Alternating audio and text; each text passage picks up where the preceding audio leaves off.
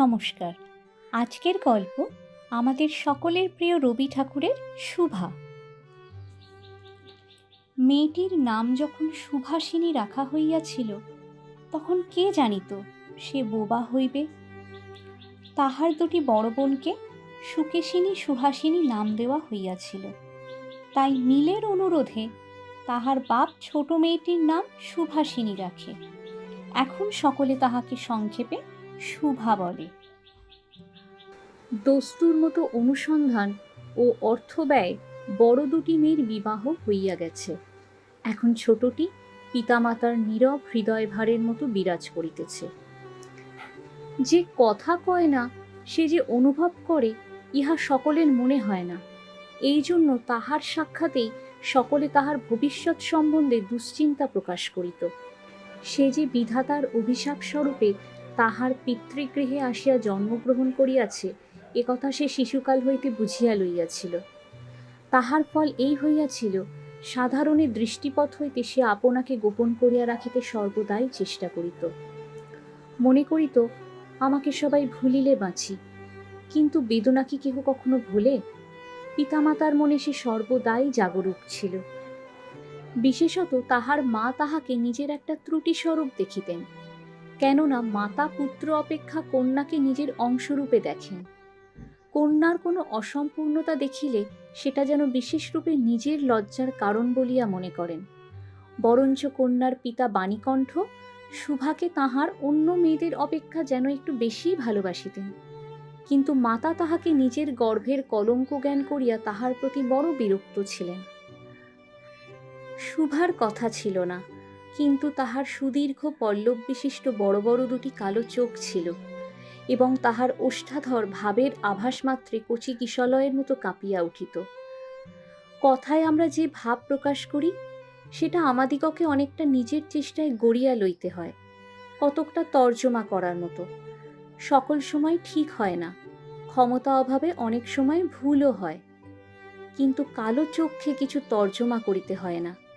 মন আপনিই তাহার উপরে ছায়া ফেলে, ভাব আপনিই তাহার উপরে কখনো প্রসারিত, কখনো মুদিত হয়, কখনো উজ্জ্বলভাবে জ্বলিয়া ওঠে, কখনো ম্লানভাবে নিবিয়া আসে, কখনো অস্তমান চন্দ্রের মতো অনিমেষভাবে চাহিয়া থাকে, কখনো দ্রুত চঞ্চল বিদ্যুতের মতো দিকবিদিকে ঠিকরাইয়া ওঠে। মুখের ভাব বই আজন্মকাল যাহার অন্য ভাষা নাই, তাহার চোখের ভাষা অসীম উদার এবং অতল স্পর্শ গভীর, অনেকটা স্বচ্ছ আকাশের মতো, উদয়াস্ত এবং ছায়ালোকের নিস্তব্ধ রঙ্গভূমি। এই বাক্যহীন মনুষ্যের মধ্যে বৃহৎ প্রকৃতির মতো একটা বিজন মহত্ব আছে। এই জন্য সাধারণ বালক বালিকারা তাহাকে এক প্রকার ভয় করিত, তাহার সহিত খেলা করিত না। সে নির্জন দ্বিপ্রহরের মতো শব্দহীন এবং সঙ্গীহীন। গ্রামের নাম চণ্ডীপুর। নদীটি বাংলাদেশের একটি ছোট নদী। গৃহস্থ ঘরের মেয়েটির মতো বহুদূর পর্যন্ত তাহার প্রসার নহে। নিরলসা তন্বী নদীটি আপন কুলরক্ষা করিয়া কাজ করিয়া যায়। দুই ধারের গ্রামের সকলেরই সঙ্গে তাহার যেন একটা না একটা সম্পর্ক আছে। দুই ধারে লোকালয় এবং তরুচ্ছায়া ঘন উচ্চতট। নিম্নতল দিয়া গ্রামলক্ষ্মী স্রোতস্বিনী আত্মবিস্তৃত দ্রুত পদক্ষেপে প্রফুল্ল হৃদয়ে আপনার অসংখ্য কল্যাণ কার্যে চলিয়াছে। বাণীকণ্ঠের ঘর নদীর একেবারে উপরেই। তাহার বাঁখারির বেড়া, আট চালা, গোয়াল ঘর, ঢেঁকিশালা, খড়ের স্তূপ, তেঁতুলতলা, আম, কাঁঠাল এবং কলার বাগান নৌকাবাহী মাত্রেরই দৃষ্টি আকর্ষণ করে। এই গার্হস্থ্য সচ্ছলতার মধ্যে বোবা মেয়েটি কাহারও নজরে পড়ে কিনা জানি না, কিন্তু কাজকর্মে যখনই অবসর পায় তখনই সেই নদী তীরে আসিয়া বসে। প্রকৃতি যেন তাহার ভাষার অভাব পূরণ করিয়া দেয়, যেন তাহার হইয়া কথা কয়। নদীর কলধ্বনি, লোকের কোলাহল, মাঝির গান, পাখির ডাক, তরুর মর্মর সমস্ত মিশিয়া চারিদিকের চলাফেরা আন্দোলন কম্পনের সহিত এক হইয়া সমুদ্রের তরঙ্গরাশির ন্যায় বালিকার চির নিস্তব্ধ হৃদয় উপকূলের নিকটে আসিয়া ভাঙিয়া ভাঙিয়া পড়ে। প্রকৃতির এই বিবিধ শব্দ এবং বিচিত্র গতি, ইহাও বোবার ভাষা। বড় বড় চক্ষুপল্লব বিশিষ্ট শুভার যে ভাষা তাহারই একটা বিশ্বব্যাপী বিস্তার। ঝিল্লির অপূর্ণ তৃণভূমি হইতে শব্দাতীত নক্ষত্রলোক পর্যন্ত কেবল ইঙ্গিত, ভঙ্গি, সঙ্গীত, ক্রন্দন এবং দীর্ঘ নিঃশ্বাস। এবং মধ্যাহ্নে যখন মাঝিরা জেলেরা খাইতে যাইত, গৃহস্থেরা ঘুমাইত, পাখিরা ডাকিত না, খেয়া নৌকা বন্ধ থাকিত, স্বজন জগৎ সমস্ত কাজকর্মের মাঝখানে সহসা থামিয়া গিয়া ভয়ানক বিজন মূর্তি ধারণ করিত, তখন রুদ্র মহাকাশের তলে কেবল একটি বোবা প্রকৃতি এবং একটি বোবা মেয়ে মুখোমুখি চুপ করিয়া বসিয়া থাকিত, একজন সুবিস্তীর্ণ রৌদ্রে আর একজন ক্ষুদ্র তরুচ্ছায়ায়। শুভার যে গুটি কতক অন্তরঙ্গ বন্ধুর দল ছিল না তাহা নহে। গোয়ালের দুটি গাভী, তাহাদের নাম সর্বশী ও পাঙ্গুলি। সে নাম বালিকার মুখে তাহারা কখনো শুনে নাই, কিন্তু তাহার পদশব্দ তাহারা চিনিত। তাহার কথাহীন একটা করুণ সুর ছিল, তাহার মর্ম তাহারা ভাষার অপেক্ষা সহজে বুঝিত।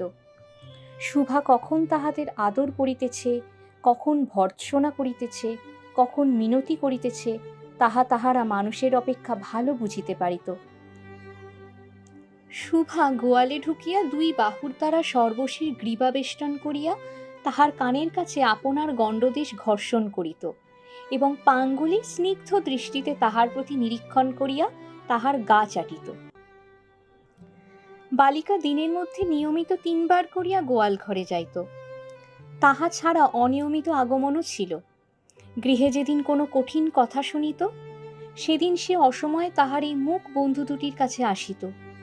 তাহার সহিষ্ণুতা পরিপূর্ণ বিষাদ শান্ত দৃষ্টিপাত হইতে তাহারা কি একটা অন্ধ অনুমান শক্তির দ্বারা বালিকার মর্মবেদনা যেন বুঝিতে পারিত, এবং শুভার গা ঘেঁষিয়া আসিয়া অল্পে অল্পে তাহার বাহুতে শিং ঘষিয়া ঘষিয়া তাহাকে নির্বাক ব্যাকুলতার সহিত সান্ত্বনা দিতে চেষ্টা করিত। ইহারা ছাড়া ছাগল এবং বিড়াল শাবকও ছিল, কিন্তু তাহাদের সহিত শুভার এরূপ সমকক্ষ ভাবের মৈত্রী ছিল না। তথাপি তাহারা যথেষ্ট আনুগত্য প্রকাশ করিত। বিড়াল শিশুটি দিনে ও রাত্রে যখন তখন শুভার গরম কোলটি নিঃসংকোচে অধিকার করিয়া সুখনিদ্রার আয়োজন করিত, এবং শুভা তাহার গ্রীবা ও পৃষ্ঠে কোমল আঙ্গুলি বুলাইয়া দিলে যে তাহার নিদ্রাকর্ষণের বিশেষ সহায়তা হয়, ইঙ্গিতে এরূপ অভিপ্রায়ও প্রকাশ করিত। উন্নত শ্রেণীর জীবের মধ্যে শুভার আরও একটি সঙ্গী জুটিয়াছিল, কিন্তু তাহার সহিত বালিকার ঠিক কিরূপ সম্পর্ক ছিল তাহা নির্ণয় করা কঠিন, কারণ সে ভাষা বিশিষ্ট জীব, সুতরাং উভয়ের মধ্যে সমভাষা ছিল না। গোসাইদের ছোট ছেলেটি, তাহার নাম প্রতাপ। লোকটি নিতান্ত অকর্মণ্য। সে যে কাজকর্ম করিয়া সংসারের উন্নতি করিতে যত্ন করিবে, বহু চেষ্টার পর বাপমা সে আশা ত্যাগ করিয়াছেন। অকর্মণ্য লোকের একটা সুবিধা এই যে আত্মীয় লোকেরা তাহাদের উপর বিরক্ত হয় বটে, কিন্তু প্রায় তাহারা নিঃসম্পর্ক লোকেদের প্রিয় পাত্র হয়, কারণ কোনো কার্যে আবদ্ধ না থাকাতে তাহারা সরকারি সম্পত্তি হইয়া দাঁড়ায়। শহরে যেমন একাধটা গৃহ সম্পর্কহীন সরকারি বাগান থাকা আবশ্যক, তেমনি গ্রামে 2-4টা অকর্মণ্য সরকারি লোক থাকার বিশেষ প্রয়োজন। কাজে কর্মে আমোদে অবসরে যেখানে একটা লোক কম পড়ে, সেখানেই তাহাদিগকে হাতের কাছে পাওয়া যায়। প্রতাপের প্রধান শখ ছিপ ফেলিয়া মাছ ধরা। ইহাতে অনেকটা সময় সহজে কাটানো যায়। অপরাহ্নে নদী তীরে ইহাকে প্রায় এই কাজে নিযুক্ত দেখা যাইত, এবং এই উপলক্ষে শুভার সহিত তাহার প্রায় সাক্ষাৎ হইত। যে কোনো কাজেই নিযুক্ত থাক, একটা সঙ্গী পাইলে প্রতাপ থাকে ভালো। মাছ ধরার সময় বাক্যহীন সঙ্গী সর্বাপেক্ষা শ্রেষ্ঠ, এই জন্য প্রতাপ শুভার মর্যাদা বুঝিত। এই জন্য সকলেই শুভাকে শুভা বলিত। প্রতাপ আরেকটু অতিরিক্ত আদর সংযোগ করিয়া শুভাকে সু বলিয়া ডাকিত। শুভা তেঁতুলতলায় বসিয়া থাকিত, এবং প্রতাপ অনতি দূরে মাটিতে ছিপ ফেলিয়া জলের দিকে চাহিয়া থাকিত। প্রতাপের একটি করিয়া পান বরাদ্দ ছিল, শুভা তাহা নিজে সাজিয়া আনিত, এবং বোধ করি অনেকক্ষণ বসিয়া বসিয়া চাহিয়া চাহিয়া ইচ্ছা করিত প্রতাপের কোনো একটা বিশেষ সাহায্য করিতে, একটা কোনো কাজে লাগিতে। কোনো মতে জানাইয়া দিতে যে এই পৃথিবীতে সেও একজন কম প্রয়োজনীয় লোক নহে। কিন্তু কিছুই করিবার ছিল না। তখন সে মনে মনে বিধাতার কাছে অলৌকিক ক্ষমতা প্রার্থনা করিত। মন্ত্র বলে সহসা এমন একটা আশ্চর্য কাণ্ড ঘটাইতে ইচ্ছা করিত, যাহা দেখিয়া প্রতাপ আশ্চর্য হইয়া যাইত।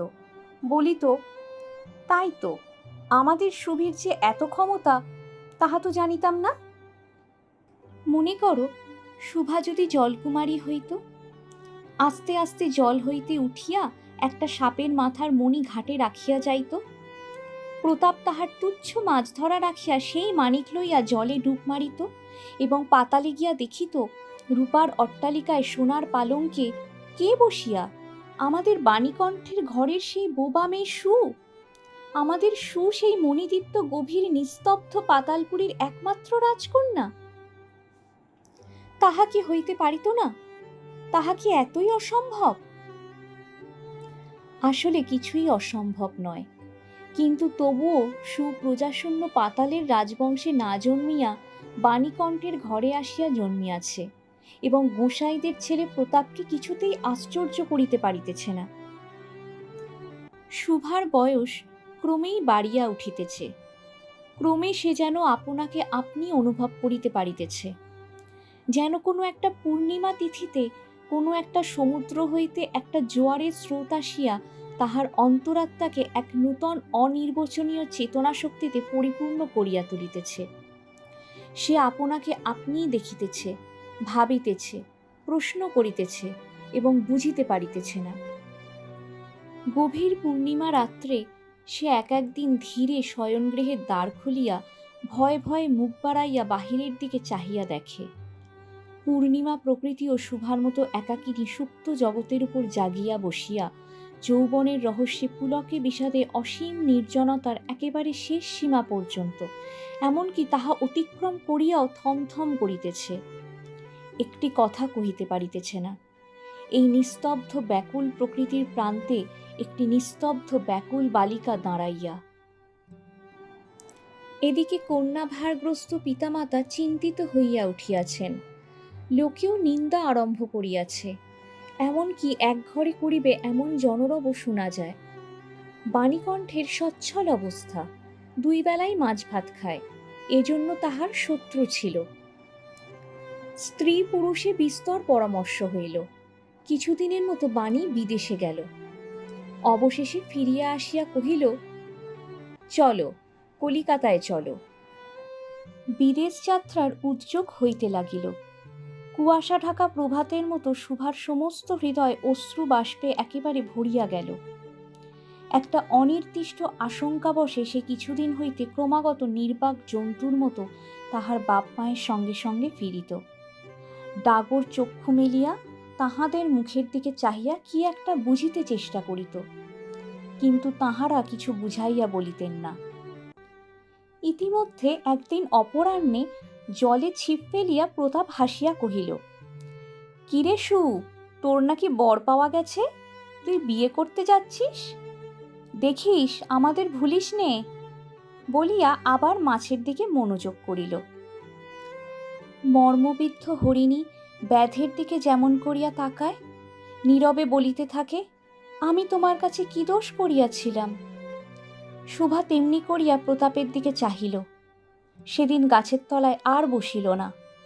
বাণীকণ্ঠ নিদ্রা হইতে উঠিয়া শয়নগৃহে তামাক খাইতেছিলেন। শুভা তাহার পায়ের কাছে বসিয়া তাহার মুখের দিকে চাহিয়া কাঁদিতে লাগিল। অবশেষে তাহাকে সান্ত্বনা দিতে গিয়া বাণীকণ্ঠের শুষ্ক কপালে অশ্রু গড়াইয়া পড়িল। কাল কলিকাতায় যাইবার দিন স্থির হইয়াছে। শুভা গোয়ালঘরে তাহার বাল্য সখীদের কাছে বিদায় লইতে গেল। তাহাদিগকে সহস্তে খাওয়াইয়া গলা ধরিয়া একবার দুই চোখে যত পারে কথা ভরিয়া তাহাদের মুখের দিকে চাহিল। দুই নেত্রপল্লব হইতে টপ টপ করিয়া অশ্রুজল পড়িতে লাগিল। সেদিন শুক্ল দ্বাদশীর রাত্রি। শুভা শয়নগৃহ হইতে বাহির হইয়া তাহার সেই চিরপরিচিত নদীতটে শস্পশয্যায় লুটাইয়া পড়িল, যেন ধরণীকে, এই প্রকাণ্ড মুখ মানব মাতাকে দুই বাহুতে ধরিয়া বলিতে চাহে, তুমি আমাকে যাইতে দিও না মা, আমার মতো দুটি বাহু বাড়াইয়া তুমিও আমাকে ধরিয়া রাখো। কলিকাতার এক বাসায় শুভার মা একদিন শুভাকে খুব করিয়া সাজাইয়া দিলেন।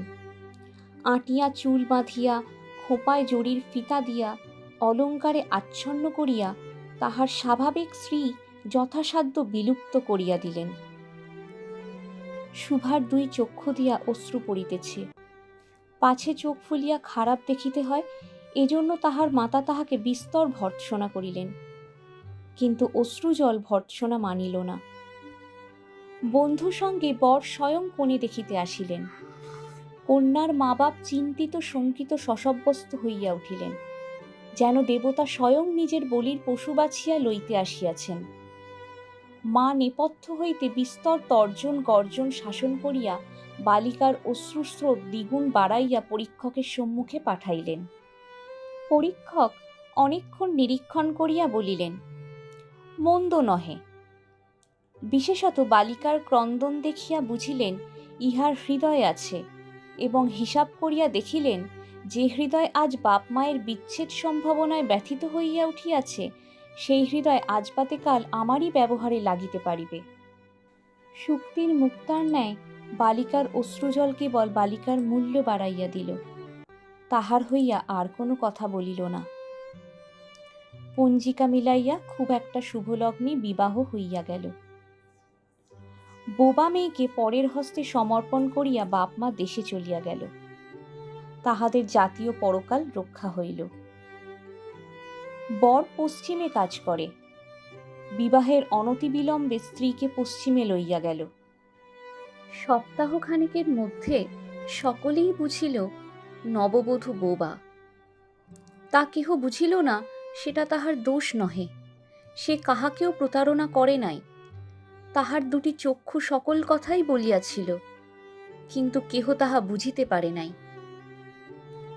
সে চারিদিকে চায়, ভাষা পায় না। যাহারা বোবার ভাষা বুঝিত, সেই আজন্ম পরিচিত মুখগুলি দেখিতে পায় না। বালিকার চিরনীরব হৃদয়ের মধ্যে একটা অসীম অব্যক্ত ক্রন্দন বাজিতে লাগিল। অন্তর্যামী ছাড়া আর কেহ তাহা শুনিতে পাইল না। এবার তাহার স্বামী চক্ষু এবং কর্ণেন্দ্রিয়ের দ্বারা পরীক্ষা করিয়া এক ভাষাবিশিষ্ট কন্যা বিবাহ করিয়া আনিল। গল্পটি ভালো লাগলে ভিডিওটি লাইক করুন ও নিজের প্রিয়জনদের সাথে ভিডিওটি শেয়ার করুন। এরকমই ভালো ভালো আরও গল্প শুনতে আমাদের চ্যানেলটি অবশ্যই সাবস্ক্রাইব করুন। নমস্কার। সবাই ভালো থাকবেন, সুস্থ থাকবেন, ভালো রাখবেন।